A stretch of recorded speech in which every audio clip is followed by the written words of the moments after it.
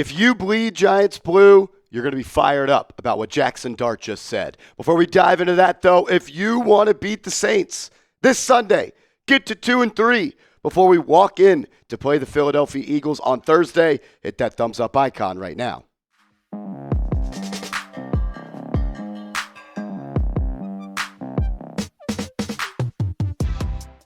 This is New York Giants Now by Chat Sports. I am your host, Marshall Green. Jaxson Dart, he's walking into New Orleans to take on the Saints with a chip on his shoulder. And he needs to let everybody know on that football team that this is a letdown game for the Giants, and we cannot have that happen. I don't believe in trap games, but if I did, this would be one.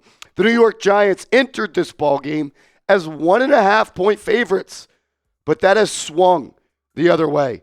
The Saints are now 2-point favorites, which makes the Giants underdogs. I told you you're going to be fired up about what Jaxson Dart had to say, and this is what he said. He was asked at his media availability, saying, is there any chip on your shoulder since the Saints didn't pick you at number 9? Because remember, there was a lot of rumors about the Saints selecting Dart at that pick. And Jaxson Dart said, I think that there's always a chip on your shoulder anytime that something like that happens. But yeah, I'm just going to go out there and play as hard as I can. I felt like my visit with them went good. So you kind of have thoughts in your head during the draft of what options are really realistic. And I definitely felt like that was a place that could have panned out. But things didn't work out that way. So you're telling me that we're going to get a motivated chip on his shoulder, Jaxson Dart, this Sunday as we try to get our second win of the season? I need it.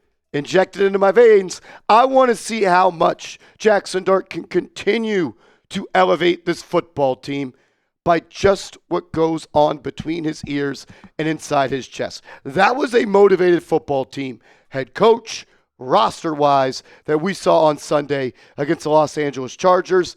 And I'll tell you this much, they're going to be even more motivated this Sunday. Jaxson Dart is so different than past Giants quarterbacks. I'm not saying he's better. I'm not saying he is worse. He is just completely different from the robotic, read off a script, say a lot of words without saying nothing at the media availability sessions. He's different. He's got juice, or as the kids say, he's got aura. After the Giants did beat the Chargers last week, Jaxson Dart had a speech in the locker room before they broke it out and they went on home. He said this to the team as everyone rallied around him. The expectation every time we step on the effing football field is to effing win. Every rep in practice, every one-on-one. It doesn't effing matter. The expectation is to win. I love y'all boys. Let's start stacking this shit.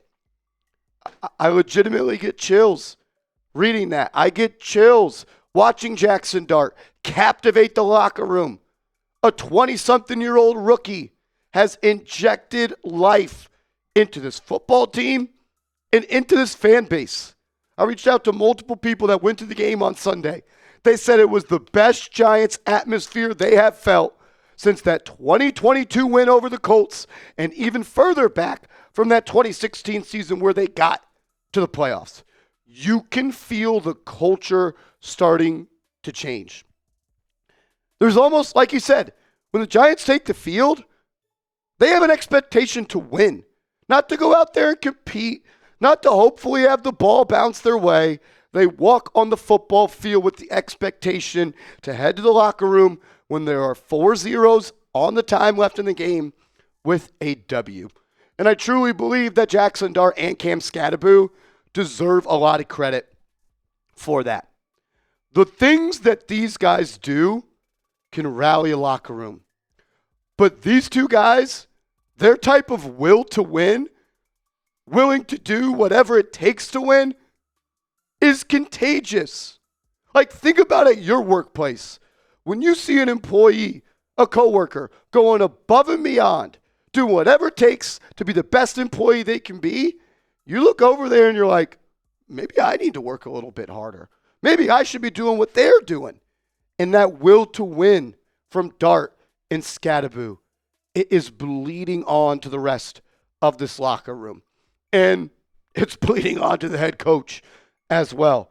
If you didn't think that the head coach wanted Jaxson Dart to start from the first game of the season, the proof is in the pudding now. Brian Daboll, after Jaxson Dart's opening drive touchdown run on Sunday, he looked at the crowd, he pumped his fist like Tiger Woods at the Masters and said, "That's our effing guy.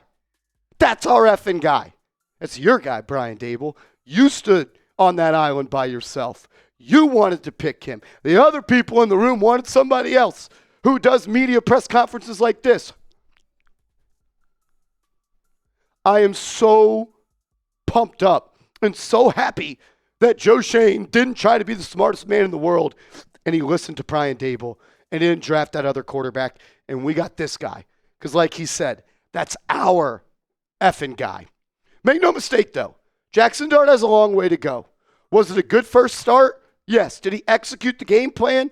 Yes. Did he take care of the football? Yes. Did he win the Giants a football game? Absolutely. But there are things that he could be better at, and he knows that.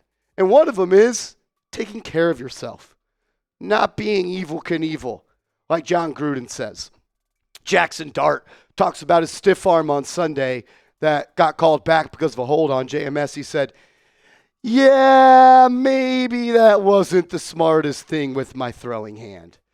But I didn't really like the way that guy was looking at me." This dude's just a football player, man. He is. He's a linebacker playing quarterback. Bobby Boucher out there. I love it. I absolutely love it. And the fact that we're going to see a motivated, stacking chips on his shoulder, Jaxson Dart against the New Orleans Saints, it fires me up. And to be honest with you, over the past couple of years, I haven't been dreading watching the Giants. But now, we'll switch. It's flipped inside of me. I can't wait. I can't sleep. Only 3 more sleeps till we could see the Giants go and beat the Saints. Who do you got? Who's winning that football game? Type NYG, type NO. Got a couple more thoughts coming up in a second, but wanted to let you guys know that this New York Giants Salute to Service football major sale. It was $50. Now it's $27. Get your Giants football today at this link, chatsports.com/Giants football. I wanted to go over the injury reports before we get out of here on today's video. Players that did not practice on Wednesday. Dexter Lawrence, not worried about that. He's going to play this Sunday, just dealing with an illness. Tyler Nubin, that's something to monitor. A groin injury. Tyrone Tracy, a shoulder. The fact they haven't put him on IR tells me he could be a little bit closer to return. Don't expect him to play this week. Maybe the week after the first Eagles game against the Broncos could be a good landing spot. And then Greg Van Roten, just a veteran rest day. Talking about Tyler Nubin and that groin injury, though. This one is something I'm a little bit worried about, as the Giants are very thin at that safety spot. If Nubin can't go, I expect Belton to play a lot more, and you're going to see Bo Braid out there as well, and I'm not so sure that's the best thing for this defense. Guys that were limited at Wednesday's practice for the Giants, also Dane Belton, a shoulder injury. Also Javon Holland, a neck injury. So not good news there. DJ Davidson, a foot. John Michael Schmitz, an ankle. Chauncey Golston was limited, so that tells me he's a little bit closer to returning, as he's missed the last 2 games. And same with the Kareem Nunez-Roches, who I don't think has played since the first game of the season. Players that had injury designations but were full participants at practice: Dart, Scadaboo, and Wilson with a hammy, a knee, and an ankle. All of these guys will play, just hopefully not Russell Wilson. The Saints injury report that did not practice: edge rusher Chase Young, calf injury. He is not going to play this Sunday. Neither is Cesar Ruiz, an ankle injury. They have already been ruled out by the Saints medical staff. One of their big playmakers on offense, Shawan Johnson, an ankle.